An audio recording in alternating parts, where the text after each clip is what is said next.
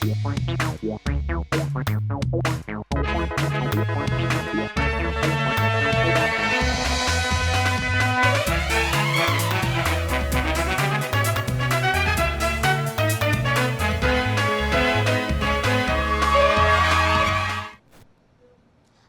आप देख रहे हैं राष्ट्रीय समाचार और मैं हूं आपके साथ प्रिया पांडे और मैं हेमा कुशवाहा स्वागत करती हूं आपका राष्ट्रीय समाचार की खास बुलेटिन में।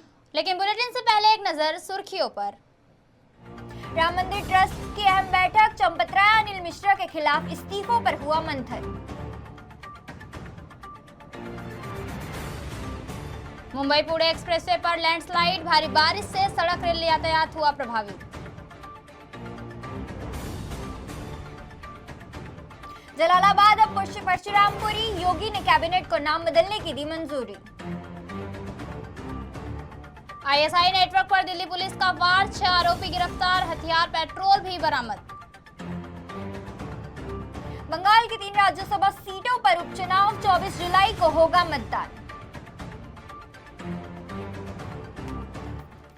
अयोध्या में राम मंदिर ट्रस्ट की बैठक से बड़ी खबर सामने आई है। सूत्रों के मुताबिक राम मंदिर ट्रस्ट के महासचिव चंपत राय और ट्रस्टी अनिल मिश्रा का इस्तीफा मंजूर कर लिया गया है।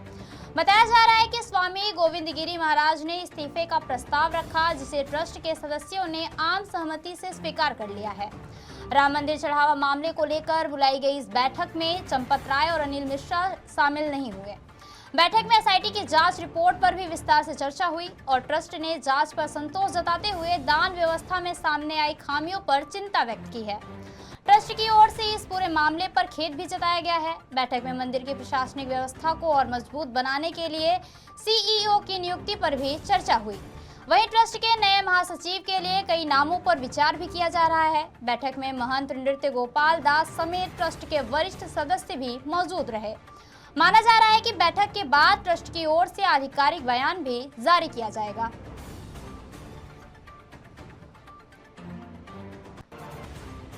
अगली खबर है महाराष्ट्र से, जहां लगातार हो रही बारिश के बीच मुंबई पुणे एक्सप्रेसवे पर बड़ा लैंडस्लाइड हुआ है। खंडाला एग्जिट के पास पहाड़ी का बड़ा हिस्सा ढहकर सड़क पर आ गिरा है, जिसके बाद सुरक्षा के लिहाज से एक्सप्रेसवे की एक लेन बंद करनी पड़ी है। यह हादसा करीब 6,690 करोड़ रुपए की लागत वाले बहुचर्चित मिसिंग लिंक का प्रोजेक्ट हुआ करता था, जिसकी शुरुआत इसी साल मई में की गई थी। भूस्खलन के बाद मुंबई पुणे के बीच यातायात भी प्रभावित हो गया है और रेलवे ट्रैक पर भी मलबा गिरने से 16 ट्रेनें रद्द कर दी गई है और 19 ट्रेनों का रूट भी डाइवर्ट कर दिया गया है। वहीं लगातार बारिश के चलते वारधंधा घाट के बीच पहाड़ खिसकने से सड़क बंद कर दी गई है। मौसम विभाग ने अगले 48 घंटों तक भारी से भारी बारिश का अलर्ट जारी किया है, जबकि प्रशासन ने लोगों से अनावश्यक यात्रा से बचने की अपील की है।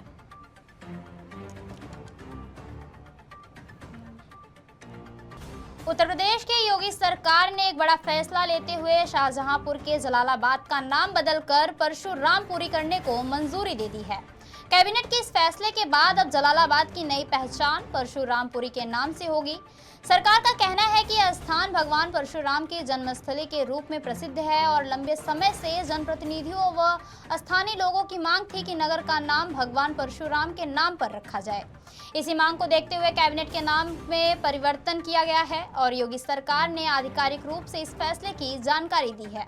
इससे पहले भी प्रदेश में कई ऐतिहासिक और धार्मिक महत्व वाले शहरों और स्थानों के नाम बदले जा चुके हैं। इनमें इलाहाबाद का प्रयागराज, फैजाबाद का अयोध्या और मुगलसराय का पंडित दीनदयाल उपाध्याय नगर भी प्रमुख है। दिल्ली पुलिस के स्पेशल सेल ने बड़ी कार्रवाई करते हुए पाकिस्तान की खुफिया एजेंसी आईएसआई से जुड़े कथित आतंकी नेटवर्क का भांडाफोड़ किया है। पुलिस ने दिल्ली, पंजाब और उत्तर प्रदेश में एक साथ अभियान चलाकर कुल 6 आरोपियों को गिरफ्तार कर लिया। पुलिस के मुताबिक कार्रवाई के दौरान एक कथित आतंकी मॉड्यूल और एक अवैध हथियार तस्करी मॉड्यूल का खुलासा हुआ है। गिरफ्तार आरोपियों के पास कई पिस्तौल और पेट्रोल बम बरामद हुए, जबकि जांच एजेंसियों का कहना है कि यह नेटवर्क कथित तौर पर आतंकी शाहजहां भट्टी से जुड़ा हुआ था। फिलहाल सभी आरोपियों से पूछताछ जारी है और इस पूरे नेटवर्क से जुड़े अन्य लोगों की भूमिका भी जांच की जा रही है। दिल्ली पुलिस का यह कहना है कि जांच आगे बढ़ने के साथ साथ इस मामले में और भी बड़े खुलासे होने की संभावना है। पश्चिम बंगाल की राजनीति से जुड़ी बड़ी खबर सामने आई है। राज्यसभा की खाली हुई 3 सीटों पर उपचुनाव का ऐलान भी कर दिया गया है। चुनाव आयोग के मुताबिक इन सीटों के लिए 24 जुलाई को सुबह 9 बजे से शाम 4 बजे तक मतदान होगा। ये सीटें तृणमूल कांग्रेस के पूर्व सांसद सुखवेंदु शेखर राय और सुष्मिता देव और प्रकाश सिंह बायराई के इस्तीफे के बाद खाली हुई थी। इनमें सुखवेंदु शेखर राय ने पार्टी और राज्यसभा दोनों से इस्तीफा देते हुए पार्टी नेतृत्व और कार्यशैली पर सवाल उठाए थे। वहीं सुष्मिता देव के इस्तीफे के बाद उनके बीजेपी में जाने की अटकलें भी तेज हो गई थी। अब इन तीनों रिक्त सीटों को भरने के लिए 24 जुलाई को मतदान होगा और माना जा रहा है कि इन उपचुनावों पर पश्चिम बंगाल की राजनीति की नजरें भी टिकी रहेंगी।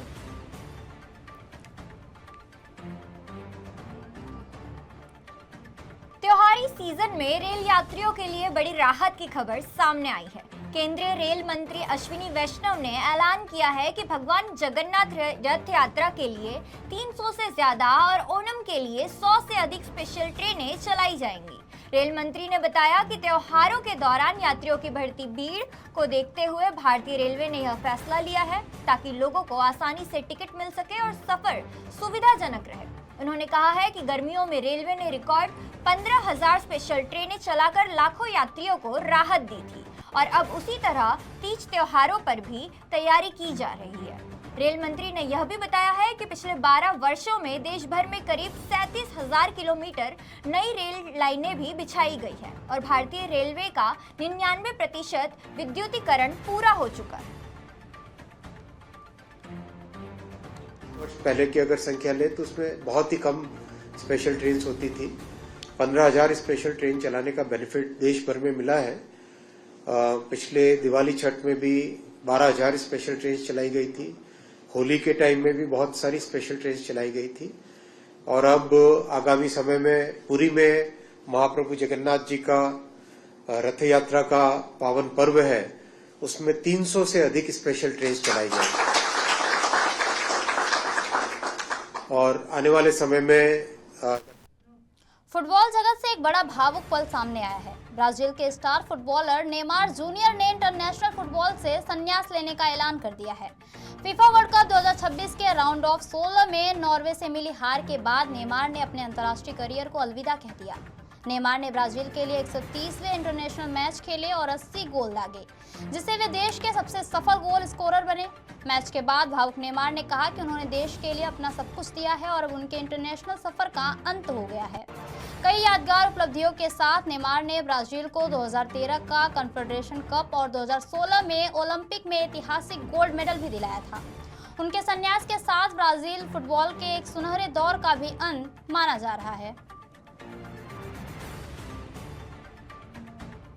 उत्तर प्रदेश के महोबा से दिल दहला देने वाली एक घटना सामने आई है। यहाँ प्रेमी युगल के शव आम के पेड़ से लटके मिले। मृतका की मांग में सिंदूर भरी हुई थी और आशंका जताई जा रही है कि दोनों ने मौत से पहले ही शादी की थी और उसके बाद आत्महत्या कर ली।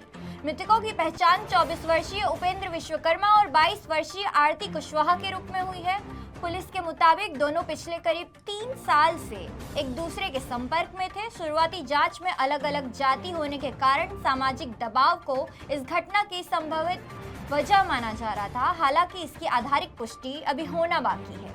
मौके से मोबाइल फोन, कोल्ड ड्रिंक की बोतल और अन्य सामान भी बरामद किया गया है। पुलिस और फॉरेंसिक टीम ने साक्ष्य जुटाकर जांच शुरू कर दी गई है। फिलहाल पुलिस सभी पहलुओं की मामले से जांच कर रही है और अधिकारियों का कहना है कि पोस्टमार्टम रिपोर्ट और जांच के बाद ही मौत की असली वजह स्पष्ट हो सकेगी।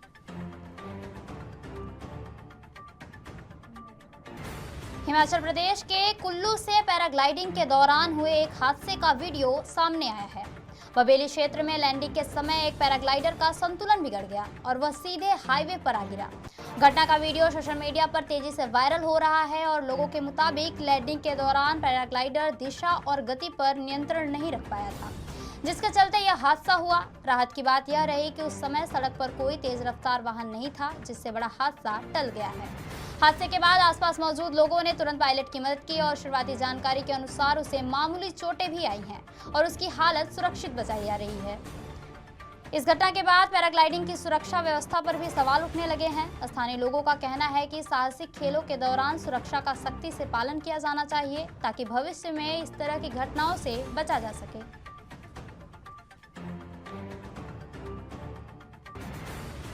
उत्तर प्रदेश के संभल से सोशल मीडिया से जुड़ा एक चौंकाने वाला मामला सामने आया है। करीब 1 लाख फॉलोअर्स वाली एक इंस्टाग्राम इन्फ्लुएंसर और उसके 2 साथियों पर एक युवक को कथित तौर पर ब्लैकमेल कर लाखों रुपए वसूलने का आरोप लगा है। शिकायत के आधार पर पुलिस ने तीनों के खिलाफ एफआईआर दर्ज कर जांच शुरू कर दी है। पीड़ित का आरोप है कि करीब 3 साल पहले इंस्टाग्राम पर उसकी इन्फ्लुएंसर आरिशा से दोस्ती हुई थी। बाद में दोनों की नैनीताल में मुलाकात हुई। शिकायत के मुताबिक इसी दौरान उनके निजी फोटो और वीडियो रिकॉर्ड किए गए, जिन्हें बाद में वायरल करने की धमकी देकर पैसों की मांग की गई। युवक का दावा है कि पहले उससे 55,000 रुपए लिए गए और बाद में अलग अलग सोशल मीडिया अकाउंट्स और फोन नंबर से लगातार ब्लैकमेल किया गया। आरोप है कि अब तक उससे करीब 4 लाख रुपए वसूले जा चुके हैं और पीड़िता ने ऑनलाइन ट्रांजैक्शन के सबूत भी पुलिस को सौंप दिए हैं। फिलहाल पुलिस ने इन्फ्लुएंसर आरिशा और उसके 2 साथियों के खिलाफ मामला दर्ज कर डिजिटल साक्ष्यों, बैंक ट्रांजैक्शन और अन्य सबूतों की जांच शुरू कर दी गई है। तो ये थी अब तक की खास खबरें। और खबरों के लिए देखते रहिए राष्ट्रीय समाचार। तब तक के लिए नमस्कार।